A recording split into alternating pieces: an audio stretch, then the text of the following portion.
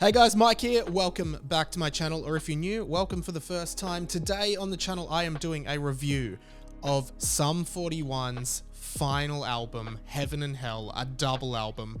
Let's get straight into it. If you are new to my channel, this is a pop culture channel and I would love for you to subscribe, thumbs up, comment, all the rest. I do all kinds of pop culture content, and I was also the first person on YouTube to do a video review of Blink-182's new album, which you could check out too. So if you're into content like that, please subscribe and get around my stuff. Okay, so the album has leaked and I have heard it, and I want to start off by just talking about my experience over the years with this band and why I think they're really important in the pop punk genre. I'm 29 years old and I actually first discovered Sum 41 probably around 2007 when I was about 13 years old, and that was right about when they released the album Underclass Hero. Of course, I was familiar with some of their songs already, particular songs like In Too Deep and Fat Lip, but Underclass Hero came out just as I was getting into this genre for the first time, and to me, that album has this huge special place in my heart. And don't get me wrong, I love all of their work, but that album, which I know is actually one of the least popular amongst the fans because it does have more of a pop punk sound, that one is one of my favorites. But then the follow-up album, Screaming Bloody Murder, which came out in 2011, which is also pretty underrated, is probably my favorite Sum 41 album and one of my favorite albums of all time. After that, I kind of fell off a little bit. I never got really into the next two albums, which I think were called 13 Voices and Order in Decline, but I always really appreciated this band and everything they were. I saw them live about 10 years ago and then again about 3 years ago with The Offspring, and overall, I love this band so much, so I was really sad to hear that they were going to be disbanding. But at the same time, I was really excited for this project, Heaven and Hell, because it was a double album to kind of celebrate the two sides of this band. Of course, they started with this pop punk sound and returned to that in 07 with Underclass Hero. But on the other side, with albums like Does This Look Infected, Chuck, Screaming Bloody Murder, and 13 Voices and Order in Decline, they definitely leaned more in towards at least a metal-inspired punk and a little bit of a heavier sound. I think that's the sound that most people like from them, but the idea of Heaven and Hell was that Heaven was going to be a more light pop punk sound and Hell was going to be a heavier sound, which I thought was a really cool way to celebrate the band. And because there are a ton of tracks on this album, I'm not going to speak about all of them, but I have made some notes on a few that really stood out to me. And I gotta say up front, overall, I thought this album was really good and just a really great kind of throwback and step forward in some ways, but just generally it felt like Sum 41. It felt like a celebration of the music they have made over the last like 25 years of being a band, and I think that's really good. I don't think it's perfect, but I don't think many albums really are, so I'm really happy with the result of this. So the album starts off with Waiting on a Twist of Fate, which actually feels very, very early days Sum 41. I'm talking like their original EP, Half Hour of Power, or even All Killer No Filler, their first real full-length album. It really fits with that sound, and I really like this song a lot, which is then of course followed by the lead single and definitely the most mainstream friendly song I think on the whole album, Landmines, which is a banger, by the way. I love this song. And I think this really just showcases Derek Whibley's writing and how strong of a songwriter he is to just make such a great pop punk single, 25 years after they really were doing pop punk as their main thing. I've always really appreciated Derek as a songwriter. I think he uses a lot of layers in songs that are kind of hidden. There's a lot of hidden vocals across Sum 41's whole discography, and I think often if you listen carefully, there is a lot of thought put into all of these songs. I Can't Wait feels like a really nice blend of the All Killer sound and the Underclass Hero sound, which I really liked. It sounded like a lot of those bonus tracks from Underclass Hero, like Take a Look at Yourself, No Apologies, that kind of vibe, as well as Time Won't Wait, which is the next track on the record. Future Primitive, the next track, feels like a Does This Look Infected track, which was their second full-length album, and I really enjoy this as well. There's a classic Dave Barksh guitar solo, which is so identifiable, and it's also sort of that Chuck sound as well.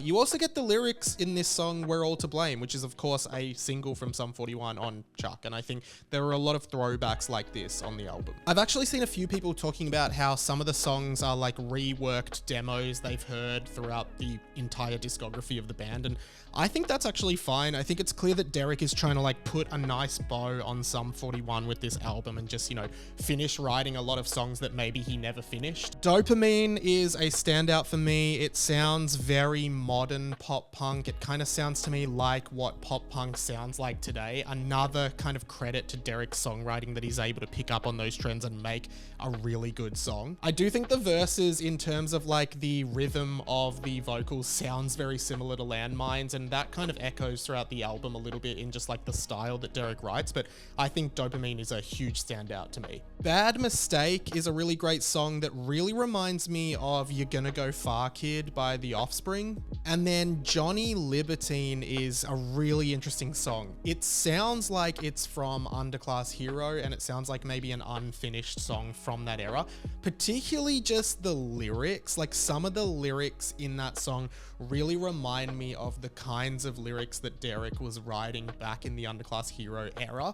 And the whole kind of thing of like, I'm Johnny Libertine reminds me a lot of Saint Jimmy, the character from Green Day's American Idiot, which I think a lot of people at the time thought Underclass Hero was kind of like this really similar kind of conceptual album to something like American Idiot or Blink-182's Untitled. Like it was really influenced by those kinds of sounds in a way, and I think Johnny Libertine really feels Saint Jimmy-ish in that way. Radio Silence is a classic Sum 41 sort of power ballad. I really enjoy it. Light Up the Air as a lyric is really good as well.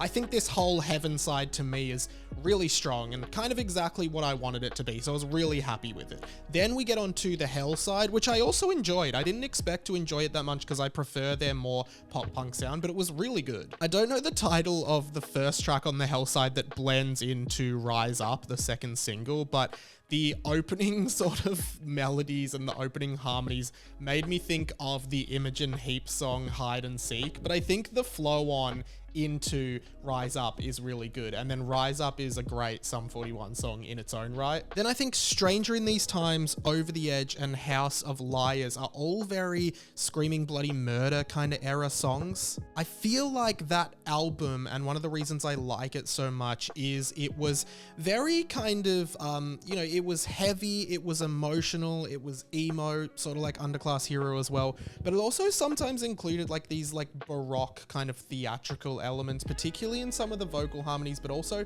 some of the pianos that were used in like the intro to the title song, Screaming Bloody Murder, even in the song Scumfuck, or maybe in the Dark Road Out of Hell trilogy song. I feel like there was a lot of piano used in that really characterized those songs, which is also used in these three songs too.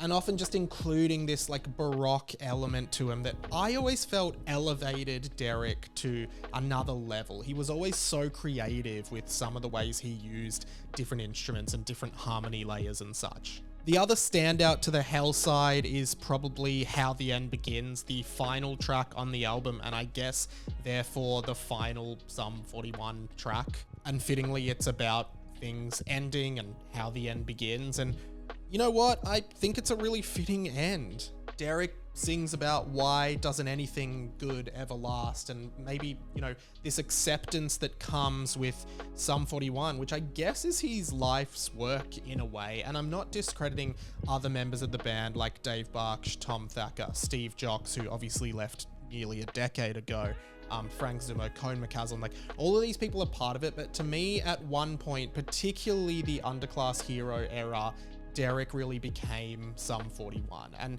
to end an album like this, I think is, yeah, getting this level of acceptance for, you know, saying goodbye to a good thing, saying goodbye to something so important to you. And, you know, I think Sum 41 is over, but I seriously doubt Derek will stop songwriting. He's so good at it, and I kind of think he might end up just doing some solo records, which I'd definitely be keen to hear. Overall, I realize this isn't a super in-depth review of Heaven and Hell, but I've only listened to it a couple times and made some notes. I might do a follow-up on this, but while you're watching, definitely leave a comment on what your favorite song on the album is, and maybe just like what Sum 41 has meant to you over the years. I know they've been such a big part of my music discovery journey. They were the first pop punk band I ever got into because I heard the song In Too Deep on the soundtrack to the movie Cheaper by the Dozen with Steve Martin. And from there, it just all snowballed into Blink-182, Green Day, Jimmy Eat World, like all these bands that have had such a big part of my life. And that's why Sum 41 will always have a huge part in my heart. So yeah, answer those questions. Make sure you subscribe. Check out some of my other videos as well. I would love to read your comments and respond to them as well. So please get on board. I will see you in another video, hopefully. I'll see you later.